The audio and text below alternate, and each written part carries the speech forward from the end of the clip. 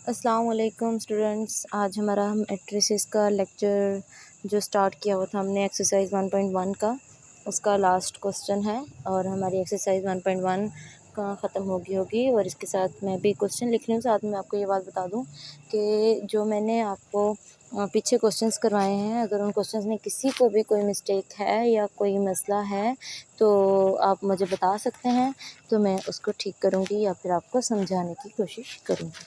तो मैं भी ये क्वेश्चन लिख रही हूँ। इसमें हमने सेम क्वेश्चन उसी तरह है जैसे हमने इससे पहले किए थे 6 और 5 वाले, जैसे उसमें हमने क्वेश्चन इक्वल लिए थे तो वो इसलिए इजी थे कि वो इक्वल लिया और डायरेक्ट वैल्यूज़ निकल आई। इस क्वेश्चन में थोड़ा सा कॉम्प्लिकेशन इतना ये है कि इक्वल तो हैं ये भी, लेकिन इस क्वेश्चन में ये कॉम्प्लिकेशन है हमारे पास कि हम इक्वेशंस जब बनाते हैं इक्वल लेते हैं वैल्यूज़ को, तो वो इक्वल तो आती हैं लेकिन इक्वेशन में वेरिएबल सेम नहीं है, तो इसलिए वैल्यू नहीं निकलती। तो हमें क्या करना पड़ता है कि हम उधर से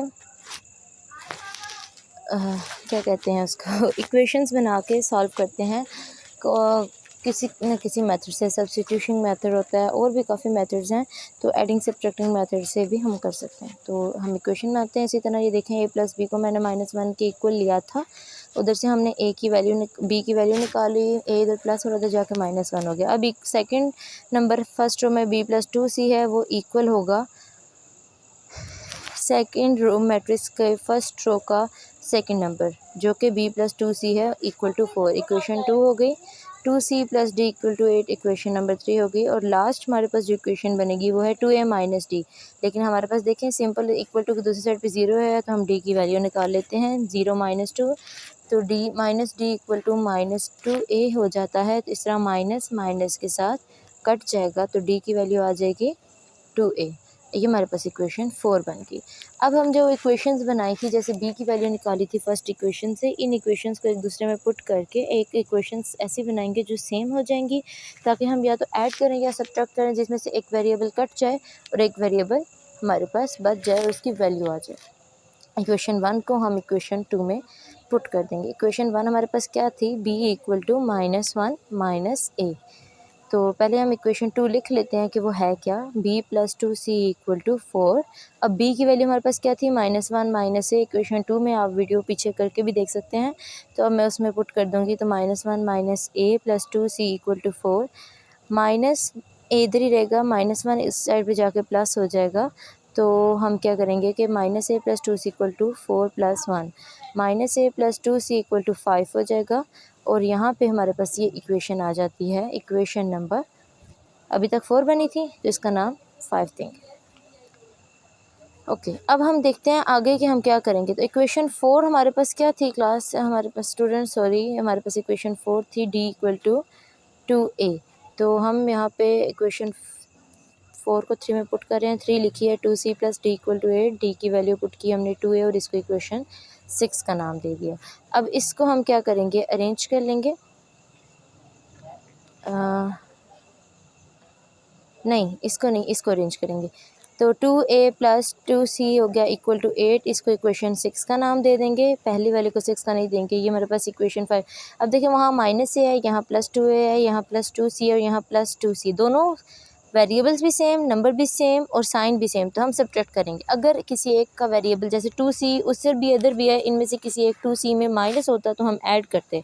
लेकिन अभी हम क्या कर रहे हैं, दोनों में साइन सेम है, तो वेरिएबल कट करने के लिए अपोजिट साइन होना ज़रूरी होता है। तो सब्ट्रैक्ट कर देंगे इक्वेशन 6 को इक्वेशन 5 में से। 2a + 2c = 8 -a + 2c = 5। Sign जिसमें कोई ना उधर प्लस होता है, और जो साइन पहले के हैं उन्हें सर्कल में इसलिए किया क्योंकि हमें पता हो कि सर्कल साइन को हमने देखना ही नहीं है, इग्नोर करना है। तो जहाँ माइनस वहाँ प्लस, जहाँ प्लस वहाँ माइनस। इसी तरह से 2a और a प्लस होके 3a, 2c अपोजिट थे, कट गए और वहाँ पे 8 और -5 3 आ गया, और 3 इधर मल्टीप्लाई और डिवाइड हो गया। a की वैल्यू हमारे पास क्या आ गई, 1। अब इस a की वैल्यू को बेसिकली मैं चाहूँ तो a की वैल्यू को पुट करके b आ गई, b की वैल्यू पुट करके c आएगी, c की पुट करेंगे d आ गई। लेकिन नहीं, हम a की वैल्यू को सारी इक्वेशन में पुट करेंगे ताकि हमारे पास आंसर आए। तो a की वैल्यू 1 हम पुट करेंगे इक्वेशन 1 में। इक्वेशन 1 पहले लिख लेंगे, b = -1 - a -1 - 1, और b की वैल्यू क्या आ गई, -2। अब हम क्या करेंगे कि हम ए की ही वैल्यू को अगली इक्वेशन पुट करेंगे। बेसिकली तो हमारे पास अब दो वैल्यूज़ आ चुकी हैं, हम दोनों में से कोई भी पुट करके किसी भी इक्वेशन में वैल्यू ला सकते हैं उस इक्वेशन में जिसमें वो वेरिएबल एग्जिस्ट करता हो। तो लेकिन एक ही सब में पुट करने से ये होगा कि कुछ क्वेश्चन स्टूडेंट्स को जो है वो कन्फ्यूजन नहीं होगी। अब इक्वेशन ए पुट ए की वैल्यू इन इक्वेशन 3, हम ए की वैल्यू 1 जो है वो इक्वेशन में पुट करेंगे। 3 क्या थी हमारे पास, 3 इक्वेशन हमारे पास क्या थी, 3 में नहीं पुट कर, 3 में ए नहीं है, 3 इक्वेशन में हमारे पास ए नहीं है, बी है। तो ए की पुट करने के लिए 6 लेंगे। 2a + 2c = 8, ये हमारे पास इक्वेशन 6 थी। 2 × 1 + 2c = 8, 2 + 2c = 8, 2c इधर ही रहेगा, 2 उधर जाके माइनस हो जाएगा, 2c = 6। अब हम क्या करेंगे, 6 को 2c पे क्या कर देंगे, डिवाइड कर देंगे। मैं बोर्ड रेस कर लेती हूँ। 6 पे 2 को डिवाइड किया, 2 1 ज़ा 2, 2 3 ज़ा 6, सी की वैल्यू क्या आ गई 3। अब ए की वैल्यू 1 पुट की 4 इक्वेशन में और डी की वैल्यू आ गई 2। तो इस तरह हमारे पास जो वैल्यूज़ आ जाती हैं ए बी सी और डी की, जैसे क्वेश्चन में लिखा हुआ था वैसे अगर हम वैल्यूज़ लिखें तो आंसर बनता है 1 -2 3 एंड 2।